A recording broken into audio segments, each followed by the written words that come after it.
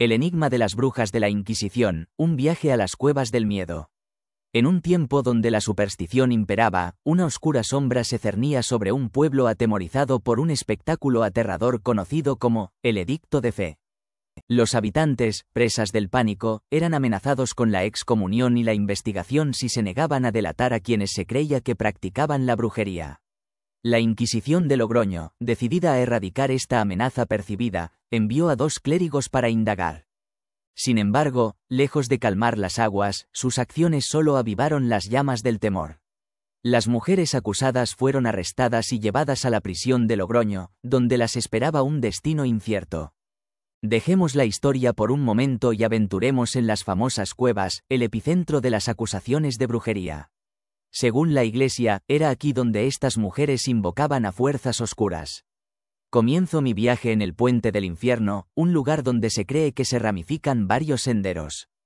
El camino es sencillo, con tramos para descansar. Afortunadamente, llegué temprano y disfruté de la soledad en este lugar turístico. Los oscuros túneles evocan un pasado siniestro. Hay pequeñas grutas sugerentes, pero el acceso está restringido por razones de seguridad. Las inscripciones en las cuevas dan testimonio del tormento infligido a las supuestas brujas.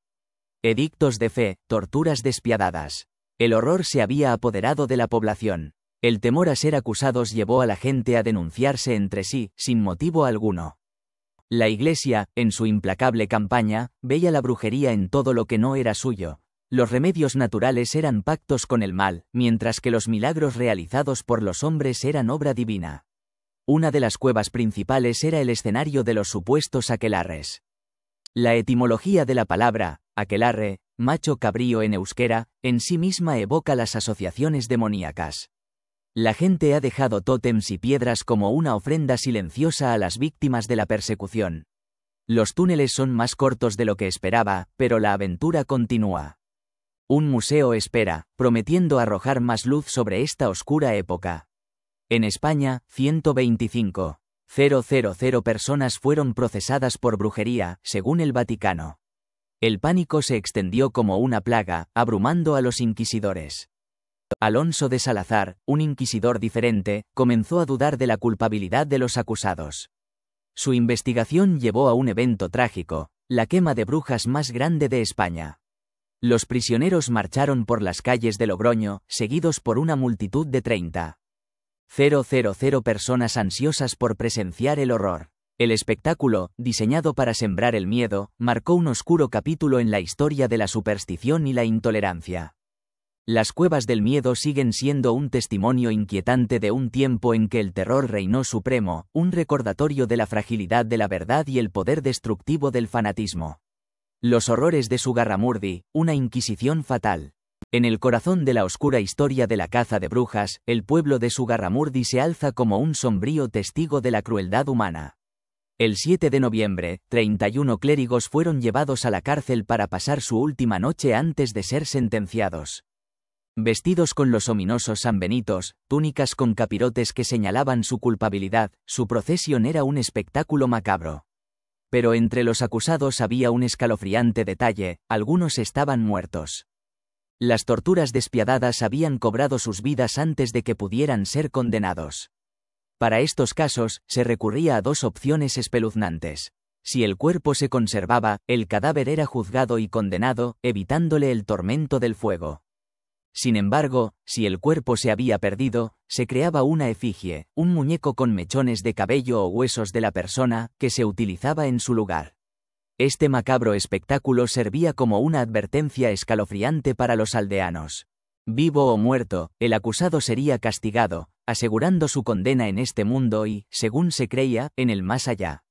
De los 31 condenados, 11 fueron declarados culpables de herejía, 5 de los cuales ya habían fallecido. De los 20 restantes, solo 12 sobrevivieron a las penas de cadena perpetua o exilio, mientras que 8 murieron a causa de las torturas. La caza de brujas en Zugarramurdi generó un clima de pánico y paranoia. La Iglesia, que había incitado el fervor, se dio cuenta de que algo estaba terriblemente mal. No obstante, el daño estaba hecho. La vida de miles de inocentes se había extinguido por acusaciones infundadas de brujería. Hoy, los salmos de la maldición y los instrumentos de tortura que se exhiben en el Museo de la Brujería en Zugarramurdi son un sombrío recordatorio de la tragedia que ocurrió entre esas paredes. Los sanbenitos marcados con cruces recuerdan la crueldad del hombre y la insaciable búsqueda de chivos expiatorios. La caza de brujas no solo fue un episodio de barbarie, sino un ataque a la razón y la justicia. A través de la presión y el miedo, la gente fue llevada a creer en una amenaza que no existía. La Iglesia, con su poder e influencia, silenció las voces de los escépticos y condenó a muerte a los inocentes. La historia de Zugarramurdi es un testimonio de la voluntad humana de creer en lo irracional y de la terrible injusticia que puede surgir cuando el miedo y la superstición se apoderan de la razón. Que sirva como un recordatorio de que la verdad y la justicia deben ser siempre defendidas, incluso cuando las fuerzas de la oscuridad intenten silenciarlas. El aquelarre de las brujas de Zugarramurdi, un viaje a lo sobrenatural. En un sombrío enclave al noreste de Navarra, miles de almas atormentadas buscaron refugio en Zugarramurdi, huyendo de la implacable mano de la opresión. Entre ellas, María de Schildec, una joven de 20 años, había regresado a su tierra natal convertida en una maestra de brujería tras su paso por el País Vasco francés. En Francia, María no solo había asimilado las leyendas de las brujas, sino que había abrazado su poder. Durante 18 meses, se instruyó con las temibles brujas de la Bourd, dominando el conocimiento de las hierbas curativas, el arte de la adivinación y la capacidad de volar. En sus aquelarres secretos, a la sombra de cuevas azotadas por el viento, aprendió a elaborar un ungüento místico que permitía a sus participantes danzar desnudos bajo la tenue luz de las hogueras, mientras el estruendo del mar reverberaba en las cavernas. Era una época de fervor ocultista, descrita vívidamente por Juan Maston, un cronista que documentó el nefasto proceso de Zugarramurdi. Antes de su iniciación, un brujo era preparado con un ungüento hediondo, y en un ritual macabro, era transportado por el aire a la guarida donde el mismísimo demonio, con su apariencia petrificante de hombre negro y cuernos incandescentes, presidía. Con reniegos y blasfemias, el nuevo adepto se entregaba al espíritu maligno, besando sus partes íntimas y recibiendo su marca indeleble. Sin embargo, el corazón de María de Schildec comenzó a vacilar, y su arrepentimiento la impulsó a romper con su sombrío pasado. Desesperada por expiar sus pecados, se convirtió en una delatora, denunciando a sus antiguas compañeras de aquelarre. Su acusación contra María de Juretguía, una vecina inocente, escaló rápidamente, poniendo en marcha una cadena de acontecimientos imparables. Juretguía, sometida a una presión insoportable, se vio obligada a confesar su supuesta brujería, inculpando a sí misma y a otros 10 supuestos hechiceros. Como una plaga imparable, la acusación se extendió, y la Inquisición, alertada por los oscuros rumores, envió a sus agentes a Zugarramurdi. La llegada de los inquisidores sumió al pueblo en el caos. Interrogatorios brutales, búsquedas de pruebas incriminatorias y acusaciones absurdas se convirtieron en la norma. El mero hallazgo de un sapo en una vivienda era suficiente para condenar a sus habitantes, ya que se creía que estos anfibios eran los leales esbirros de las brujas. Una a una, 10 almas fueron detenidas, sometidas a un juicio injusto basado en confesiones extraídas bajo presión y tortura. Los inquisidores acusaron a las supuestas brujas de elaborar pociones diabólicas, conjurando pestes y sellando pactos con el mismísimo demonio. No obstante, la misericordia prevaleció en los corazones de los vecinos de Zugarramurdi, quienes, conmovidos por el arrepentimiento de las acusadas, intercedieron en su favor. Pero era demasiado tarde. La maquinaria de la Inquisición ya estaba en marcha, y 4 mujeres, entre ellas Juretguía, fueron trasladadas a la infame prisión de Logroño, condenadas a un destino inimaginable. Durante un mes interminable, las supuestas brujas languidecieron en celdas húmedas y oscuras, privadas de luz solar y atormentadas por el miedo y la incertidumbre. Su juicio se convirtió en un espectáculo macabro, un enfrentamiento entre la superstición y la justicia. Y así, el aquelarre de Zugarramurdi se desvaneció en la oscuridad de la historia, dejando tras de sí un legado de miedo, persecución y la eterna fascinación por los misterios del mundo sobrenatural. La infamia de Zugarramurdi, una caza de brujas impregnada de histeria. En las sombrías mazmorras de Logroño, mujeres indefensas fueron sometidas a torturas inimaginables, privadas de alimento y agua, hasta que sus espíritus quebrantados confesaron la impensable acusación de brujería. El 13 de febrero, la Inquisición había enviado una misiva a Madrid narrando los espantosos detalles de supuestas misas negras, adoración de cabras y mujeres que volaban por los cielos. Sin embargo, Madrid permaneció escéptico. Los relatos parecían teñidos de superstición, algo que la Inquisición condenaba firmemente. Ellos ordenaron a los inquisidores de Logroño que revisaran a fondo sus pruebas y volvieran a interrogar a las acusadas. Pero los inquisidores, cegados por su convicción, ignoraron las directivas de sus superiores.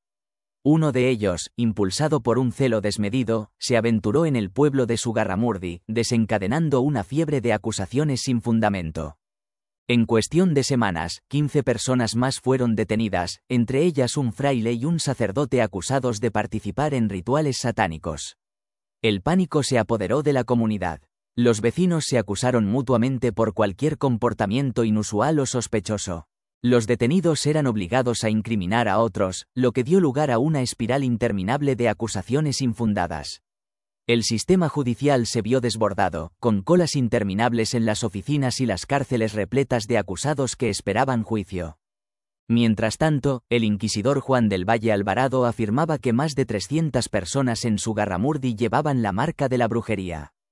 Su entusiasmo por la persecución era imparable, y pronto amplió su caza a los pueblos vecinos, donde encarceló a mujeres y niños hasta que confesaran y delataran a sus supuestas cómplices. En total, más de 40 personas fueron detenidas y llevadas a Logroño acusadas de brujería, 13 de las cuales perecieron en prisión debido a supuestas epidemias. El proceso culminó en el juicio de 31 acusados, aunque Alonso Salazar y Frías, el último inquisidor en incorporarse al proceso, votó en contra de la sentencia. El 6 de noviembre, una procesión grandiosa marcó el inicio del castigo ejemplar. 1000 personas caminaron tras el estandarte de la Inquisición, vistiendo sus mejores galas y portando cruces en el pecho.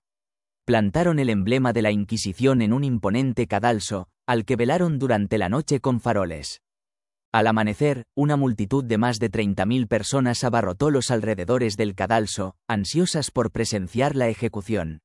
Los condenados fueron sacados vestidos con harapos y sogas al cuello, símbolo de su sentencia de muerte.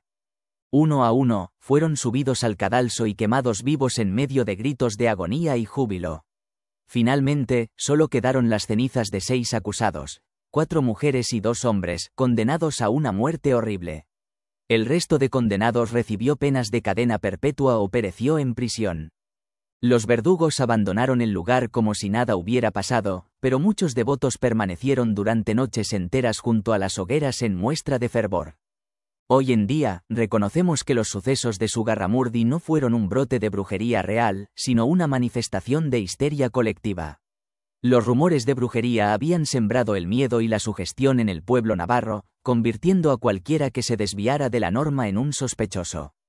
El juicio de 1609 fue una atrocidad incluso para los estándares de la época, y fue Alonso Salazar y Frías quien finalmente cambió el curso de la historia de la caza de brujas en España. Sus informes escépticos y críticos sobre las prácticas de la Inquisición allanaron el camino para un enfoque más racional y humano en los procesos por brujería. La caza de brujas, una historia de injusticia y arrepentimiento. Recorrí los polvorientos archivos, sumergiéndome en siglos pasados. Los registros, ocultos durante tanto tiempo, revelaron una verdad inquietante. La caza de brujas no era un cuento de hadas, sino un capítulo oscuro de nuestro pasado marcado por la superstición y la crueldad.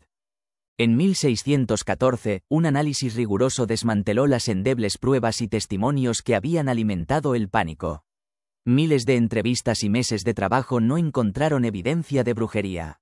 El propio inquisidor se vio obligado a confesar su terrible error. La Inquisición, enfrentada a la verdad, cambió de rumbo. El silencio se convirtió en su aliado, acallando los rumores y evitando la propagación del miedo.